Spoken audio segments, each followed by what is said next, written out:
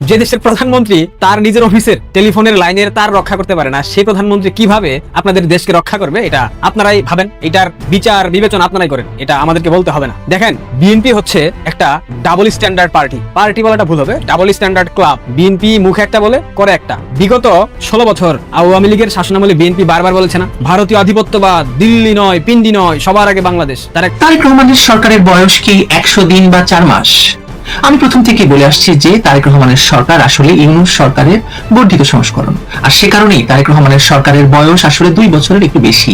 কিন্তু বয়স যাই হোক, সরকারের ভেতরে ভয়, অস্থিরতা আর বিচ্ছিন্নতা এতটাই তীব্র আকার ধারণ করেছে যে অনেকেই বলতে শুরু করেছেন তারেক রহমানের সরকার বেশি দিন টিকবে না।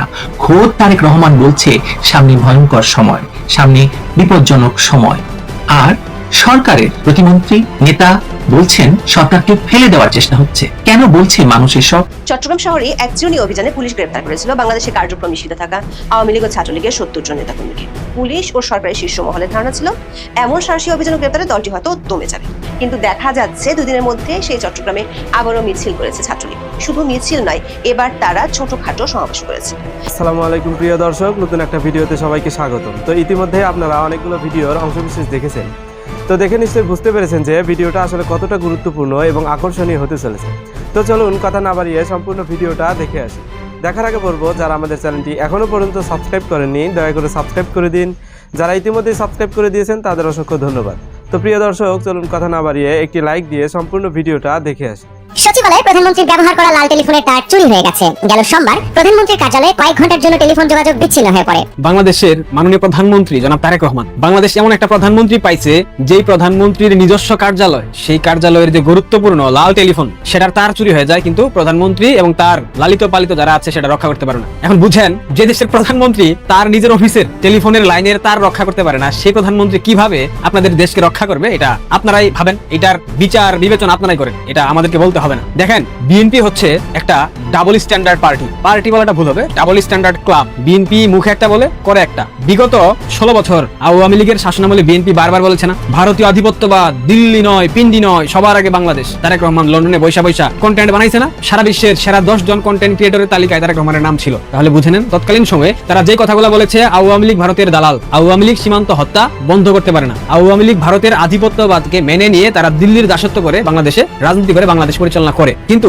5 আগস্টের পর থেকে আমরা কি দেখতে পাচ্ছি? ইউনূস ভারতের দালাল হওয়ার জন্য সর্বাত্মক প্রচেষ্টা চালিয়েছে, কিন্তু ইউনূস তাকে তো বিশ্বাস করার প্রশ্নই আসে না। একটা ধুরন্ধর তারেক রহমান সরকার গঠন করার পর দিল্লির আধিপত্যবাদ নিয়ে অনেক কথা শুনেছি, কিন্তু সে রাষ্ট্রপ্রধান হবার পর, প্রধানমন্ত্রী হবার পর সেই সব আধিপত্যবাদ একদম হাওয়ায় মিশে গেছে। আওয়ামী লীগের শাসনামলে এই ফেলানি হত্যাকাণ্ড নিয়ে কত মিথ্যাচার বিএনপির নেতাকর্মীরা করেছে, বিএনপির বুদ্ধিজীবীরা করেছে, বিএনপির সুশীলরা করেছে। কিন্তু এখন যে প্রতিনিয়ত সীমান্ত হত্যা হচ্ছে, এখন কেউ কথা বলে না। এখন সীমান্ত হত্যাকে নতুন ভাবে সংজ্ঞায়িত করতেছে বাংলাদেশের বর্তমান স্বরাষ্ট্রমন্ত্রী, যাকে বলা হয় ভারতের দালাল শিলং সালাউদ্দিন। শুনেন শিলং সালাউদ্দিন কি বলে। বর্ডার কিলিং হচ্ছে যদি অন্য দেশের বাহিনী কর্তৃক আমাদের সীমান্তে অথবা জিরো লাইনে এসে যদি কিলিং করে, সেটাকে আমরা বর্ডার কিলিং বলতে পারি। যদি আমাদের সীমানার অভ্যন্তরে এবং তাদের সীমানার অভ্যন্তরে কোন রকমের কোনো অপরাধে জড়িত থাকে কেউ, ইলিগাল ট্রেসপাস করে যায় কেউ, সেটা তারা কিভাবে অ্যাড্রেস করবে সেটা তাদের দেশীয় আইনে করবে। এটাকে বর্ডার কিলিং বলা ঠিক হবে না। চিন্তা করছেন, ক্ষমতার পালাবদলের সাথে সাথে বর্ডার কিলিং এর যে সংজ্ঞা সেটা পরিবর্তন হয়ে যায়। এত বছর শুনলাম ফেলানিকে হত্যা করা হয়েছে, কাটাতারে ফেলানির লাশ ঝুলেছিল দীর্ঘ কয়েক ঘন্টা। তখন বলা হলো ফেলানি, তাকে কেন হত্যা করা হলো? এই হত্যার বিচার করতে হবে। বাংলাদেশের গণমাধ্যম, আন্তর্জাতিক সকল গণমাধ্যম ভাইরাল হয়ে গেল। এখন গত কয়েক সপ্তাহ আগে ব্রাহ্মণবাড়িয়াতে 2টাকে হত্যা করা হয়েছে। এই 2টাই চোরাকারবারি ছিল। ফেলানির ব্যাপারটা, ফেলানির পিতা অনুপ্রবেশ করে ভারতে ছিল, সেখানে ব্যবসা করেছে, সেখান থেকে 2 নাম্বার মালামাল বাংলাদেশে পাচার করেছে। বাংলাদেশে তার একটা গ্রুপ ছিল, সেই গ্রুপের মাধ্যমে সেগুলো বিক্রি করতো। ফেলানির বাংলাদেশে বিয়ে ঠিক হয়েছিল, সেই বিয়ে উপলক্ষে কাটাতারের বেড়া দিয়ে এই পারে আসার চেষ্টা করছিল তৎকালীন সময়ে বিএসএফ, তাদেরকে গুলি করে। এটা কি সীমান্ত হত্যা? সালাউদ্দিন আহমেদের নতুন সংজ্ঞা অনুযায়ী এটাকে কি বলবেন? এটা কি ভারতের দোষ, বিএসএফ এর দোষ? দায়টা কি বিএসএফ এর? কখনোই না। সালাউদ্দিন আহমেদ যে কথা বলেছে, ভারতের অভ্যন্তরে, ভারতের সীমানার ভেতরে যদি কাউকে, কোনো দুষ্কৃতিকারীকে, কোনো অপরাধীকে হত্যা করা হয়, সেটাকে কখনোই সীমান্ত হত্যা বলা চলবে না। সুতরাং ফেলানি হত্যাকাণ্ড কি সীমান্ত হত্যা ছিল? কখনোই না। ফেলানির পিতা একজন মাদক কারবারি ছিল, যার কারণে তাকে হত্যা করা হয়েছে। ফেলানির পিতাকে হত্যা করা হয়নি, ফেলানিকে হত্যা করা হয়েছে। এখন ক্ষমতার পালাবদলের সাথে সাথে সব সংজ্ঞা পরিবর্তন করে ফেলেছে জনাব শিলং সালাউদ্দিন। তাহলে এখন আপনারা বলেন, ভারতের দালাল কে? শেখ হাসিনা না তারেক রহমান? ভারতের দালাল কে? বিএনপি নাকি আওয়ামী লীগ? তারা ক্ষমতায় আসার পর এখন আর ভারতীয় আধিপত্যবাদের বিরুদ্ধে বিরুদ্ধে স্লোগান দেয় না। তারা ক্ষমতায় আসার পর এখন আর ভারতের আগ্রাসনের বিরুদ্ধে কথা বলে না। তারা এত বছর বলল, অসংখ্য ভারতের সাথে চুক্তি করেছে শেখ হাসিনা, যেগুলো বাংলাদেশ বিরোধী চুক্তি, বাংলাদেশের স্বার্থ বিরোধী চুক্তি। একটা চুক্তি ইউনূস দেখাতে পারেনি। তারেক রহমান 3 মাস হলো ক্ষমতায় বসেছে, দেখাতে পারেনি। কারণ এই ধরনের কোনো চুক্তি হয়নি। উল্টো শেখ হাসিনা ভারতের কাছ থেকে তার ব্যক্তিগত সম্পর্কের জায়গা থেকে, ঐতিহাসিক সম্পর্কের জায়গা থেকে অনেক সুযোগ সুবিধা নিত, সেই সবকিছু বন্ধ করে দেওয়া হয়েছে। এটাই হলো বাংলাদেশের বর্তমান প্রধানমন্ত্রীর কারবার। মার্কিন বাণিজ্য চুক্তি করেছে, মার্কিন যুক্তরাষ্ট্র বাংলাদেশকে অনেক সুযোগ সুবিধা দেবে, অনেক সহায়তা করবে, কিন্তু উল্টো ডোনাল্ড ট্রাম্প আরো 7টা পণ্যের উপর নতুন করে শুল্ক আরোপ করেছে। কেমন লাগছে এখন জনাব তারেক রহমান? নিজের অফিসের টেলিফোনের তার আপনি রক্ষা করতে পারেন না, আপনি চালাবেন রাষ্ট্র, আপনি রক্ষা করবেন বাংলাদেশের মানুষকে, এটা কি হয়? এই যে কঠিনতম সংজ্ঞা রূপায়ণ করছেন, একের পর এক সংজ্ঞা পরিবর্তন করছেন, এগুলা কি বাংলাদেশের মানুষ বুঝে না? আপনারা 15 বছর ধরে মিথ্যাচার করেছেন, আপনাদের প্রত্যেকটা মিথ্যাচার বাংলাদেশের মানুষের চোখে এখন স্পষ্ট হয়ে গেছে। বাংলাদেশের মানুষ এখন বুঝে গেছে আপনারা এক একটা আন্তর্জাতিক মানের মিথ্যুক। তারেক রহমান, আপনি একটা আন্তর্জাতিক মানের মিথ্যুক। আপনার মন্ত্রী পরিষদের প্রত্যেকটা মিথ্যুক। শিলং সালাউদ্দিন এই বর্ডার কিলিং এর সংজ্ঞা আওয়ামী লীগের শাসনামলে দেয়নি। মির্জা ফখরুল ইসলাম আলমগীর এই সংজ্ঞা দেয়নি। রুহুল কবির রেজভী এখন কেন তার বইয়ের ভারতীয় শাড়ি পুরায় না? কেন? যখন আবার ক্ষমতা রদবদল হবে, অন্য কোনো দল ক্ষমতায় আসবে, তখন আবার রুহুল কবির রিজভী তার বইয়ের শাড়ি, আন্ডারগার্মেন্টস সবকিছু দেখবেন পল্টন অফিসের সামনে গিয়ে পুরাচ্ছে। এটাই হলো বিএনপির রাজনীতি। বিএনপি একটা ডাবল স্ট্যান্ডার্ড ক্লাব, এটাকে কোনো রাজনৈতিক সংগঠন বলা যাবে না, বলি না কখনো, আমি বলবো না। যাই হোক, বাংলাদেশের রাজনীতিতে নতুন হাওয়া পরিবর্তন হয়ে গেছে। হাওয়া দক্ষিণ দিক থেকে উত্তর দিকে বহমান। এখন দেখা যাক এই হাওয়া শেষে কোথায় গিয়ে পড়ে। প্রথমত মির্জা ফখরুল ইসলাম আলমগীর বলেছে সব দলকে কর্মকাণ্ড চালানোর সুযোগ দিতে চায়। ঠাকুরগাঁয়ে গিয়ে একথা বলেছে তার নির্বাচনী আসনে। সামনে স্থানীয় সরকার নির্বাচন আছে, সেই নির্বাচনে তো আওয়ামীপন্থী ভোটারদের ভোট লাগবে, তাই না? এই ভোট নেওয়ার একটা পরিকল্পনা হতে পারে। অন্যথায় হাওয়া বদলের যে পূর্বাভাস আমরা দেখতে পাচ্ছি সেটা হতে পারে। একদিনে দীপুমণিকে জামিন দেওয়া হলো, যদিও তার কারামুক্তি হয়নি, একটা মামলায় জামিন দেওয়া হয়েছে। আবার নারায়ণগঞ্জের মেয়র সেলিনা হায়াত আইভি, তাকেও জামিন দেওয়া হয়েছে, তিনি অলরেডি কারামুক্ত হয়েছেন। সালাউদ্দিন সাহেব আবার বর্ডার কিলিং এর সংজ্ঞা পরিবর্তন করছেন। অনেক কিছু ঘটছে। আর প্রতিনিয়ত ছাত্রলীগ, যুবলীগ, আওয়ামী লীগের মিছিলের সারি অনেক লম্বা হচ্ছে। এগুলো হাওয়া বদলের পূর্বাভাস। একটা ঝড় আসার আগে পরিস্থিতি গুমট হয়, অন্ধকারাচ্ছন্ন হয়। বাংলাদেশেও একই পরিস্থিতি আমরা দেখতে পাচ্ছি। দেখা যাক কি হয়। এদিকে বাটপার দম্পতি মোস্তফা সরোয়ার ফারুকী এবং নুসরাত ইমরোজ তিসা বাংলাদেশ থেকে চলে গেছে, পালিয়ে গেছে, প্রকার অস্ট্রেলিয়া চলে গেছে। এগুলো হাওয়া বদলের পূর্বাভাস। তবে সামথিং কুকিং, এটা পরিবেশ বলছে। দেখা যাক কি হয়। জনাব তারেক রহমান, আপনার সময় আর বেশি দিন নাই। বিএনপির নেতা কর্মী সমর্থক যারা কমেন্টে এসে গালি দেবেন, আপনাদের বলি ভাই এখনো সময় আছে। নেপালে মনে হয় অনারাইভাল ভিসা এখনো চালু আছে, জানগা। ভারতে তো যেতে পারবেন না। বঙ্গোপসাগরে ডুইবা মরার আগে নেপাল চলে যান অথবা পাকিস্তানে যান, পাকিস্তানে তো অনারাইভাল ভিসা। সিরিয়াসলি বলতেছি, জানগা। যদি ভবিষ্যৎ ভালো করতে চান, হুমকি দামকি না, বাস্তবতা, জানগা। সিরিয়াসলি বলতেছি, জানগা। পাশে থাকেন, সাবস্ক্রাইব করেন, পারলে ভিডিওটা শেয়ার করেন, ভালো থাকেন আর বেশি বেশি গালি দেন। যত গালি দিবেন তত ভালো। ধন্যবাদ। তারেক রহমানের সরকারের বয়স কি 100 দিন বা 4 মাস?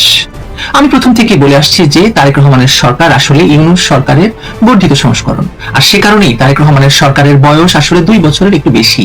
কিন্তু বয়স যাই হোক, সরকারের ভেতরে ভয়, অস্থিরতা আর বিচ্ছিন্নতা এতটাই তীব্র আকার ধারণ করেছে যে অনেকেই বলতে শুরু করেছেন তারেক রহমানের সরকার বেশি দিন টিকবে না।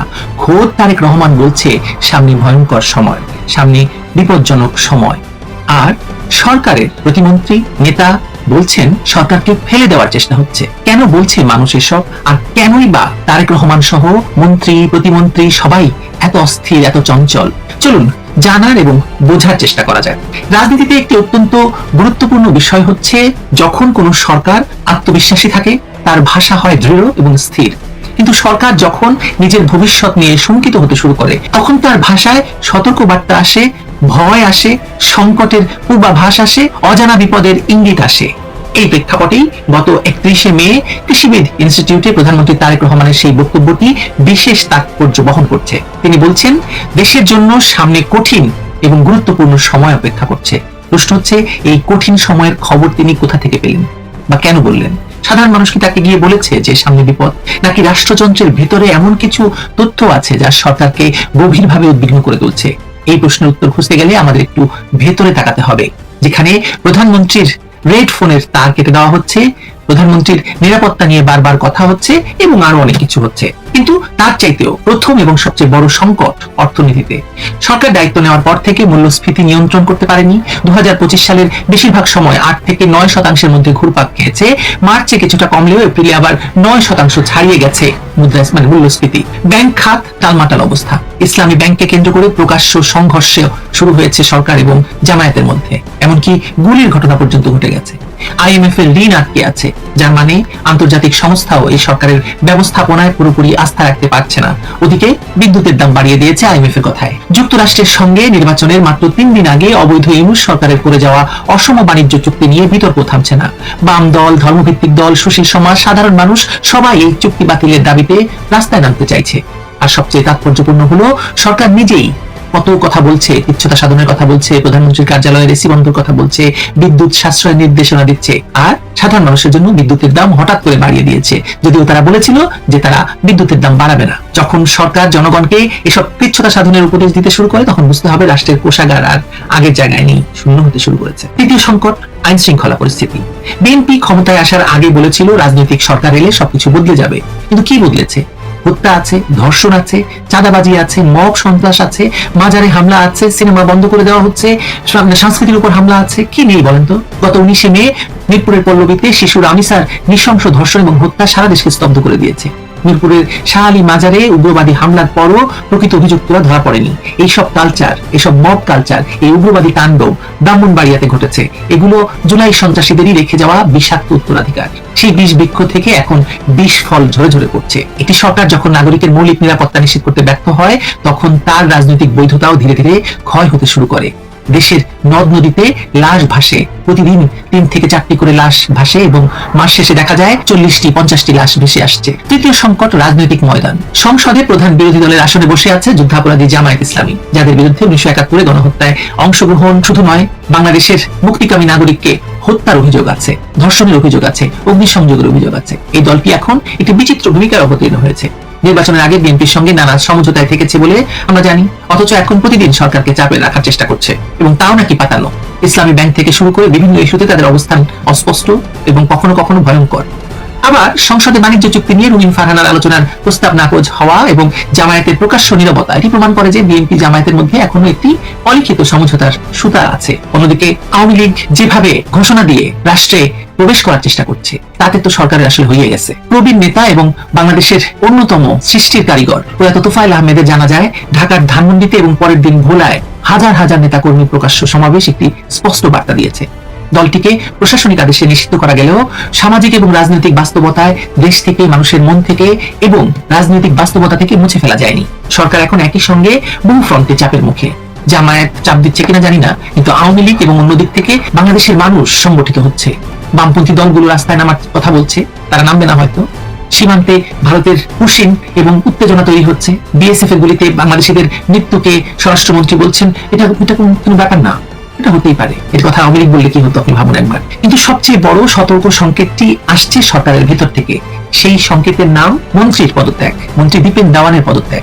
সরকারের বয়স মাত্র 3.5 মাস, 4 মাস হয়নি, আসলে আমি ভুল করেছি প্রথমে। এর মধ্যে একজন পূর্ণ মন্ত্রী পদত্যাগ করে বসলেন। শুধু তাই নয়, তিনি কোনো বিতর্কিত ব্যক্তি নন। রাঙামাটিতে বেশ ভালো ভোটের ব্যবধানে তিনি নির্বাচিত হয়েছেন। জনপ্রিয়, পরিচ্ছন্ন নেতা, যিনি বিচারকের পদ ছেড়ে রাজনীতিতে এসেছিলেন খালেদা জিয়ার নেতৃত্বে বিশ্বাস রেখে। তার পদত্যাগের পরপরই সমর্থকরা রাঙামাটি চট্টগ্রাম মহাসড়ক অবরোধ করেছেন, প্রতিমন্ত্রীর বিরুদ্ধে স্লোগান দিয়েছে। স্পষ্টত এটি শুধু একজন মন্ত্রীর স্বেচ্ছায় সরে যাওয়া নয়, এটি সরকারের অভ্যন্তরীণ বিরক্তির বা বিভক্তির প্রকাশ্য বিস্ফোরণ। সরকার বলছে তিনি অসুস্থ, কিন্তু রাজনৈতিক মহলে ভিন্ন গল্প চলছে। বিএনপির কেন্দ্রীয় নেতা মনীষ দেওয়ান ফেসবুকে সরাসরি লিখেছেন, দীপেন দেওয়ান তার ইচ্ছার বিরুদ্ধে পদত্যাগপত্র দিতে বাধ্য হয়েছেন শুধুমাত্র রাঙামাটি জেলা পরিষদের চেয়ারম্যান মনোনয়নে নিজের পছন্দের ব্যক্তির নাম সুপারিশ করার কারণে।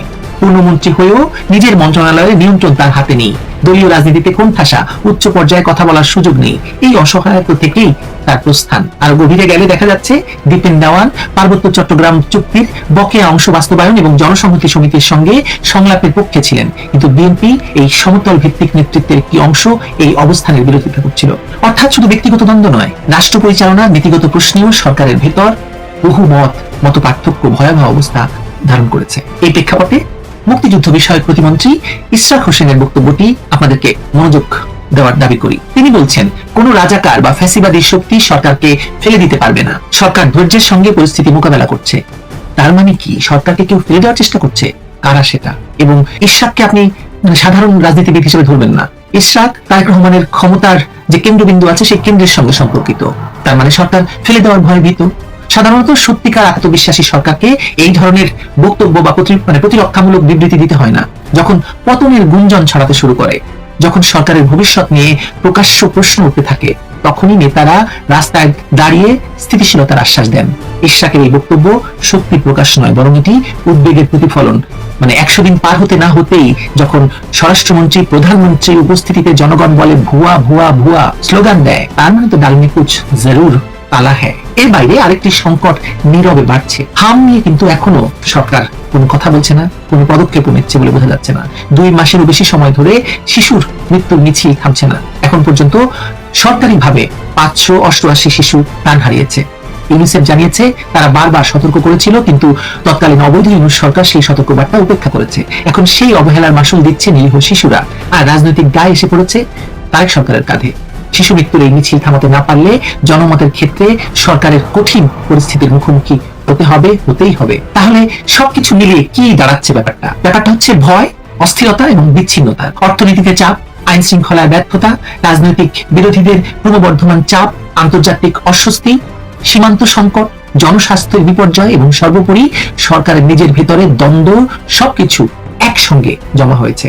একটি সরকার সাধারণত বিরোধীদের আক্রমণে দুর্বল হয় না, দুর্বল হয় যখন তার নিজের ভেতরে ফাটল ধরে। দীপেন দেওয়ানের পদত্যাগ সেই ফাটলের প্রথম বড় দৃশ্যমান চিহ্ন। তারেক রহমানের এই সরকার ইউনূসের অবৈধ সরকারের রাজনৈতিক উত্তরসূরি মাত্র, বর্ধিত সংস্করণ। ইউনূস সরকারের বুনে যাওয়া বিশৃঙ্খলার বীজ এখন পরিপূর্ণ বীজ বৃক্ষে পরিণত হয়েছে। ভয়, অস্থিরতা আর বিচ্ছিন্নতার এই ত্রিভুজ সংকট যদি মোকাবেলা করতে না পারে তারেকের সরকার, তাহলে ইতিহাস এই সরকারকে একটি ব্যর্থ রাজনৈতিক প্রকল্প হিসেবেই মনে রাখবে, যা বিদেশিরা বসিয়ে দিয়েছিল বাংলাদেশে। কোন সরকারের পতন রাস্তায় শুরু হয় না, পতন শুরু হয় ক্ষমতার করিডোরে, মন্ত্রিসভার ভেতরে, দলীয় কাঠামোর অভ্যন্তরে। আর সেই বিচ্ছিন্নতার লক্ষণ যদি সত্যি দৃশ্যমান হয়ে থাকে, তাহলে তারেক রহমানের সরকারের সামনে যে কঠিন সময় অপেক্ষা করছে, সেই সতর্কবার্তা প্রধানমন্ত্রী নিজে তো বলছেনই, ইশরাকও বলে দিয়েছে। ভয় পাচ্ছেন আর কি রাগ করলেন? গত 1 জুন সোমবার সকালে বাংলাদেশের বন্দরনগরী চট্টগ্রাম নগরের জেসি মোড় এলাকায় বড় ধরনের মিছিল করেছিল নিষিদ্ধ ঘোষিত সংগঠন ছাত্রলীগ। মিছিলের ভিডিও সামাজিক মাধ্যমে ভাইরাল হওয়ার পর সংবাদ মাধ্যমগুলোতে ফলাও করে খবর প্রচারিত হয়েছিল। একই দিন দেশের আরো কয়েক জেলায়ও সরকার নির্বাহী আদেশে কার্যক্রম নিষিদ্ধ থাকা আওয়ামী লীগ এবং এর অঙ্গ সংগঠনগুলো মিছিল করেছিল। একই দিন ঢাকায় ধানমন্ডিতে আওয়ামী লীগের বর্ষিয়ান নেতা, মুক্তিযুদ্ধের সংগঠক এবং 9 বারের সংসদ সদস্য তোফায়েল আহমেদের জানাজায় জয় বাংলা স্লোগানের শুটআউট হয়। এসব খবর ভাইরাল হওয়ার পর পুলিশের উপর চাপ বাড়ে। চট্টগ্রাম নগরে কয়েকটি থানা পুলিশ সোমবার রাতে ব্যাপক অভিযান চালিয়ে 70 জনকে গ্রেপ্তার করে। 2রা জুন সন্ধ্যায় সিএমপির জনসংযোগ শাখা থেকে পাঠানো এক বিজ্ঞপ্তিতে তথ্য জানানো হয়। চট্টগ্রাম মহানগর পুলিশের ধারণা ছিল এত বড় অভিযানের পর হয়তো সংগঠনটির তৎপরতা আপাতত থেমে যাবে, কিন্তু 3রা জুন চট্টগ্রাম নগরে আবারও মিছিল করেছেন ছাত্রলীগের নেতাকর্মীরা। মিছিলের 2টি ভিডিও সামাজিক যোগাযোগ মাধ্যমে ছড়িয়ে পড়েছে। এতে দেখা যায় নগরের অনন্যা আবাসিক এলাকায় একটি বেসরকারি হাসপাতালের সামনে মিছিল করছেন তারা। প্রথম আলোর খবরে বলা হয়েছে, বুধবার সকালে মিছিলটি হয়েছে। ছড়িয়ে পড়া ভিডিওতে দেখা যায় মিছিলটি অক্সিজেন হাটহাজারী সড়কের কোয়াইশ অংশ থেকে অনন্যা আবাসিক এলাকার দিকে আসছে। এক পর্যায়ে সড়কের পাশে অবস্থিত একটি বেসরকারি হাসপাতালের সামনে জড়ো হন ছাত্রলীগের নেতাকর্মীরা। এরপর সেখানে স্লোগান দিতে থাকেন। মিছিলের নেতৃত্ব দেন নিষিদ্ধ ছাত্রলীগের চট্টগ্রাম উত্তর জেলা শাখার এক সহসভাপতি। অনন্যা আবাসিক এলাকাটি নগরের বাইজিদ গোস্তামি, চান্দগাঁও এবং জেলার হাটহাজারী মডেল থানার আওতাধীন। যে স্থানে মিছিল হয়েছে সেটি হাটহাজারী থানা এলাকায় পড়ছে। অথচ 1 জুন রাতে হাটহাজারী ও বাইজিদ গোস্তামি থানা পুলিশ বেশ কয়েকজনকে গ্রেপ্তার করেছিল। এক বাজিদ থানায় গ্রেপ্তার করেছিল 12 জনকে। চট্টগ্রামের আঞ্চলিক দৈনিকগুলোতে খবরের শিরোনাম হচ্ছে, হুলিয়া গ্রেপ্তারেও থামছে না নিষিদ্ধ ছাত্রলীগ। চট্টগ্রামের আঞ্চলিক দৈনিকগুলোর খবরে বলা হয়েছে, মামলার হুলিয়া, গ্রেপ্তার, কারাবাসের সংখ্যা কোনো কিছুতেই থামছে না নিষিদ্ধ ঘোষিত ছাত্রলীগ। সময় যতই হচ্ছে ততই রাজপথে নিজের অবস্থান জানান দিচ্ছে সংগঠনটি। হাতে গোনা নেতাকর্মীর ঝটিকা মিছিল ধীরে ধীরে শত শত নেতাকর্মীর মিছিলের রূপ নিচ্ছে। ঈদুল আজহার পর থেকে সংগঠনটি আরো তৎপর হয়ে উঠেছে। ছাত্রলীগের এমন তৎপরতায় আইন শৃঙ্খলা বাহিনীও চাপে রয়েছে বলা যায়। পুলিশ কর্মকর্তারা বলছেন, ঈদের আগে যেসব মিছিল হতো সেগুলো যেসব এলাকায় পুলিশ থাকে না সেখানে হতো, কিন্তু এখন দেখা যাচ্ছে পুলিশের নাকের জগায় মিছিলগুলো হচ্ছে। পুলিশ সদর দপ্তরের এক ঊর্ধ্বতন কর্মকর্তা উদাহরণ হিসেবে বলছেন, 3রা জুন বুধবার সকালে পটুয়াখালীর বাউফলে ছাত্রলীগের উদ্যোগে একটি ঝটিকা মিছিল অনুষ্ঠিত হয়েছে। মিছিলটি শুরু হয় থানা থেকে মাত্র 500 মিটার দূরত্বে। জানা গেছে মিছিলটি শহরের রিক্সা স্ট্যান্ড এলাকা থেকে শুরু হয়ে বিভিন্ন সড়ক প্রদক্ষিণ করে বাংলা বাজার এলাকায় গিয়ে শেষ হয়। মিছিলের ব্যানারে লেখা ছিল, বাংলাদেশে গণতন্ত্রের পুনঃপ্রতিষ্ঠা এবং আওয়ামী লীগ এবং ছাত্রলীগের উপর অবৈধ নিষেধাজ্ঞা প্রত্যাহার এবং বীর মুক্তিযোদ্ধা আসমা ফিরোজ এমপি সহ সব রাজনৈতিক বন্দীদের নিঃশর্ত মুক্তি চাই দিতে হবে। মিছিলটি থানার পাশ দিয়ে যাওয়ার সময় জয় বাংলা, জয় বঙ্গবন্ধু, শেখ হাসিনা আসবে, বাংলাদেশ আসবে স্লোগান দেওয়া হয়। পুলিশ সদর দপ্তর সূত্রে জানা গেছে, 3রা জুন রাজশাহী, ঢাকার মতিঝিল, গোপালগঞ্জ, হবিগঞ্জ, খাগড়াছড়ি, সিলেট এবং কিশোরগঞ্জেও ছাত্রলীগ, আওয়ামী লীগ এবং স্বেচ্ছাসেবক লীগের মিছিল হয়েছে। গত কয়েকদিনে গ্রেফতার হওয়া বেশ কয়েকজনকে পুলিশ জিজ্ঞাসাবাদ করেছে। পুলিশ বলছে, মিছিলগুলো হচ্ছে এক ধরনের ফ্ল্যাশ মব বা চকিত রাজনৈতিক মহড়ার মতো, কিন্তু এগুলোর সংখ্যা যেমন বাড়ছে তেমনি মিছিলকারীরা আশপাশের মানুষের সমর্থনও পাচ্ছে। যেমন বাউফলে মিছিলের সময় স্থানীয় লোকজনকে হাততালি দিতেও দেখা গেছে। পুলিশ জানতে পেরেছে আওয়ামী লীগের অঙ্গ সংগঠনগুলো দিনের 10 নামে একটি পরিকল্পনা অনুযায়ী কাজ করছে। এর অর্থ হলো আওয়ামী লীগের অঙ্গ সংগঠনগুলো প্রতিদিন কমপক্ষে বাংলাদেশের 10টি জেলায় মিছিল করার পরিকল্পনা নিয়ে মাঠে নেমেছে। পুলিশের বর্তমানে যে অবস্থা তাতে এভাবে বিনা ঘোষণায় মিছিল ঠেকানো পুলিশের পক্ষে সম্ভব নয় বলে মনে করেন পুলিশের ঊর্ধ্বতন কর্মকর্তারা। এদিকে বিএনপির একাধিক সূত্র বলছে পুলিশ দিয়ে যেভাবে আওয়ামী লীগ ছাত্রলীগের মিছিল ঠেকানো যাবে না সেটি বিএনপিও জানে, কারণ বিএনপি আওয়ামী লীগের জনভিত্তি আছে। সবশেষ আওয়ামী লীগের দুজন নেতার জানা যায় লোক সমাগম দেখে বিষয়টি নিয়ে বিএনপির অভ্যন্তরে আলোচনা হয়েছে একাধিকবার। আওয়ামী লীগ নেতা ও মুক্তিযুদ্ধের সংগঠক তোফায়েল আহমেদ এবং আওয়ামী লীগের উপদেষ্টা মণ্ডলীর সদস্য সাবেক প্রতিমন্ত্রী ঢাকা 5 আসনের সংসদ সদস্য এ.কে.এম. রহমাতুল্লাহ জানা যায় দলীয় কর্মী সহ যেভাবে সর্বস্তরের মানুষের ঢল নেমেছে তাতে বিএনপি ও সরকারের অনেকের মনে প্রশ্ন দেখা দিয়েছে আওয়ামী লীগ তার ফেরানো জনপ্রিয়তা পুরো দমে ফিরে পেয়েছে কিনা। এই দুই বর্ষিয়ান সংসদ সদস্যের জানাজা সংসদ ভবনে হতে না দেওয়া নিয়ে বিএনপির সিনিয়র নেতাদের মধ্যে ব্যাপক অসন্তোষ আছে। বিএনপির স্থায়ী কমিটির দুজন সিনিয়র নেতা মনে করেন অতীতে যে দলের সংসদ সদস্যই হোক না কেন মারা গেলে সংসদ ভবনের সামনে জানাজার একটা রেওয়াজ ছিল, যেটি ভেঙে পড়েছিল ইউনূসের আমলে। বিএনপি সেটাকে ধরে রেখে ভবিষ্যতের সহনশীল রাজনীতির জন্য একটি ভুল বার্তা দিল। বিশেষ করে শহীদ মিনারে তোফায়েল আহমেদের জানাজা অনুষ্ঠিত হওয়ার ঘোষণা দেওয়া সত্ত্বেও সরকারের গ্রিন সিগন্যাল না পাওয়ায় শেষ পর্যন্ত তা অনুষ্ঠিত হয়নি। সরকার একজন জ্যেষ্ঠ মন্ত্রী প্রশ্ন রেখেছেন, একজন কন্টেন্ট ক্রিয়েটরের জানাজা যদি শহীদ মিনারে হতে পারে, রাজনৈতিক মতবিরোধ থাকা সত্ত্বেও তোফায়েল আহমেদের মতো একজন মুক্তিযুদ্ধের সংগঠকের জানাজা কেন শহীদ মিনারে হতে দেওয়া হলো না? বিএনপির একাধিক সূত্র বলছে বিষয়গুলো নিয়ে বিএনপির সিনিয়র নেতাদের মধ্যে আনুষ্ঠানিক ও অনানুষ্ঠানিক একাধিক আলোচনা হয়েছে। তো প্রিয় দর্শক, আশা করছি সম্পূর্ণ ভিডিওটা মনোযোগ দিয়ে দেখেছেন। দেখে কি বুঝলেন, কি জানলেন, আপনাদের গুরুত্বপূর্ণ মতামতগুলো আমাদের কমেন্ট বক্সে জানিয়ে দিন। পারলে ভিডিওটা শেয়ার করে অন্যকে দেখার সুযোগ করে দিন। আবারও বলছি, যারা আমাদের চ্যানেলটি এখনো পর্যন্ত সাবস্ক্রাইব করেননি দয়া করে সাবস্ক্রাইব করে দিন। যারা ইতিমধ্যেই সাবস্ক্রাইব করে দিয়েছেন তাদের অসংখ্য ধন্যবাদ। তো প্রিয় দর্শক, আজকের মতো এই পর্যন্তই। দেখা হবে পরবর্তী কোনো নিউজে। ততক্ষণ সবাই ভালো থাকবেন, সুস্থ থাকবেন। আল্লাহ হাফেজ।